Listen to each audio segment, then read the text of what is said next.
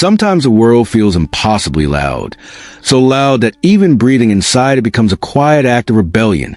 Crowds speak in echoes. Conversations feel rehearsed, and everything is moving so fast that the soul barely has time to catch up. Yet somewhere in that chaos, there are people who step away. People who don't quite fit the rhythm of social life. People whose absence feels strange, mysterious, and often misunderstood. Carl Jung believed that the most intelligent minds often retreat from social life not because they dislike people, but because they sense life on a deeper frequency. To them, the world is not merely a place to live, but a puzzle to understand, a story to interpret, a mirror reflecting back their own consciousness. And sometimes that reflection is too complex, too heavy, and too honest to be handled in crowded rooms filled with small talk, masks, and noise. This story is about those people.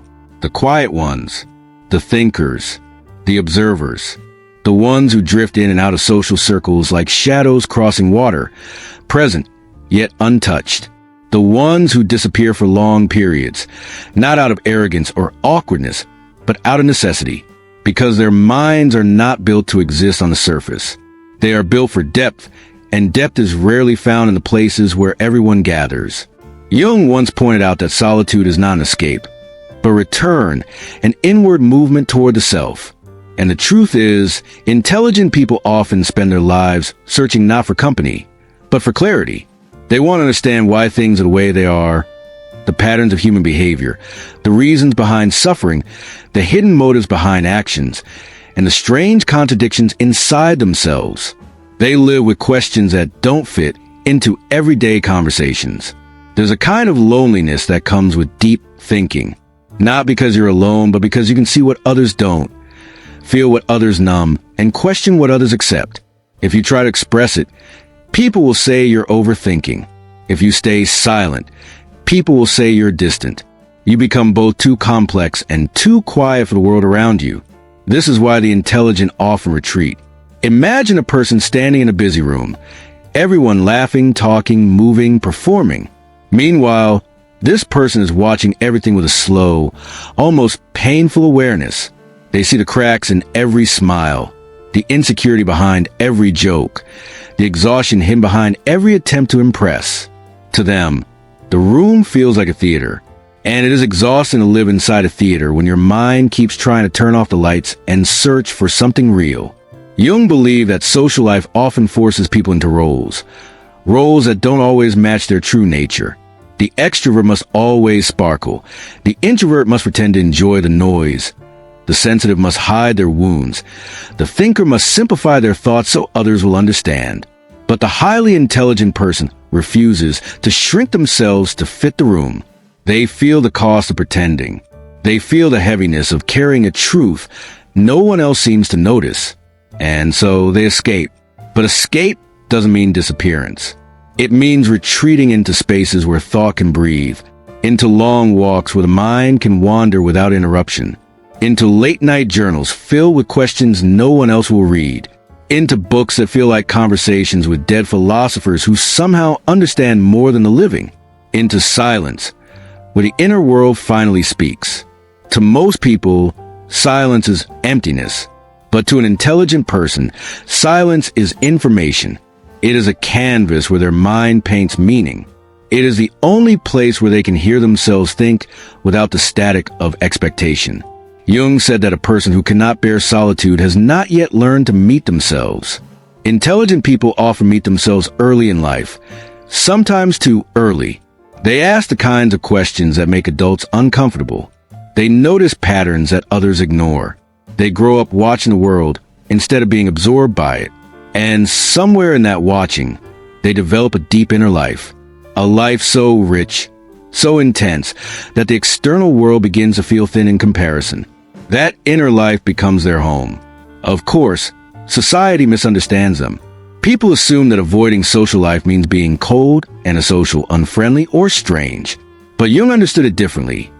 He said that deep thinkers often step back not because they reject others, but because they feel everything too much. Their emotional radar is too sensitive, their mind too absorbent. One crowded evening can drain them more than a week of solitude ever could. They notice every shift in tone, every unspoken tension, every hidden intention. Their mind processes not just the words spoken, but the meaning behind them, the emotion beneath them, the contradiction inside them. And after a while, it becomes overwhelming. The mind becomes full, too full. Imagine a river constantly receiving water from all directions, never stopping, never slowing. Eventually, the river overflows. For intelligent people, solitude is a dam that prevents them from overflowing. Without it, they drown in their own thoughts. There is also another reason Jung believed intelligent people retreat. They are endlessly curious. They are explorers of the unseen. While most people are satisfied with the surface, they crave the depths. They want to understand consciousness, morality, suffering, purpose, love, fear, the soul, the shadow, and everything in between. Their mind is a labyrinth, and exploring it requires distance from the world. It's not that they dislike people. It's that their curiosity has different priorities. They would rather read a book that shatters their worldview than sit in a room where everyone talks about the weather. They would rather spend hours thinking about a single painful memory than spend minutes pretending to enjoy a conversation that means nothing. They would rather face their own demons in silence than be distracted by noise that keeps them from understanding themselves. Society often pressures everyone to be social, to be connected, to be constantly available. People share photos of gatherings, parties, trips, and moments that look perfect.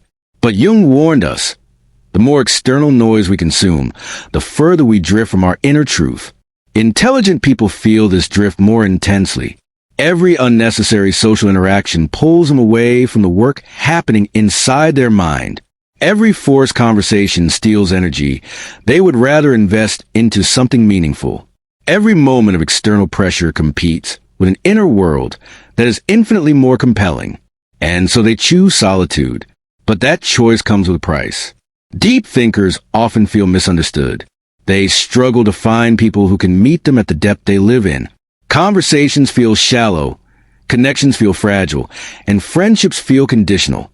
They search for people who speak the same inner language, but such people are rare. And when they can't find them, the intelligent often convince themselves that it's easier to stay alone. They build worlds inside their minds, not because the outside world is unworthy, but because it is unprepared. Their imagination becomes their companion. Their thoughts become their comfort. Their solitude becomes their sanctuary. Yet beneath all this, there's a quiet longing, a longing for someone who understands without explanation, someone who listens without judgment, someone who can step into their inner world without fear. Even the most intelligent person craves connection. But they crave a connection that matches the depth of their mind, not the noise of the world. Jung believed that true connection is impossible without individuality, and individuality is impossible without solitude. So, for the intelligent, stepping away from the world is not a rejection of humanity. It is preparation for authentic humanity. They retreat so they can return stronger, clearer, and truer. People often ask, why don't they socialize more? But perhaps the real question is, why should they? Why should someone who sees beyond the surface pretend to enjoy what feels empty? Why should someone who thinks in galaxies limit themselves to conversations built on dust? Why should someone who feels deeply force themselves into environments that numb them? Intelligent people do not escape social life because they are difficult. They escape because they are honest. Honest enough to admit that their energy is limited, their values precious, and their time irreplaceable. Honest enough to choose depth over noise, truth over performance, and solitude over shallow connection. And maybe that is the greatest lesson Jung left us. Solitude is not a sign of weakness or social failure, but a path toward inner expansion. It is a place where the soul grows, where creativity awakens, where wounds finally speak, and where truth is no longer afraid to be seen. So the next time you find yourself stepping away, choosing silence, closing the door, or disappearing for a while, don't feel guilty. Your mind is taking you somewhere your soul needs to go. And not everyone is meant to follow. Because sometimes the people who step away from the world are the ones who understand it the most. And maybe that is why the most intelligent among us walk alone.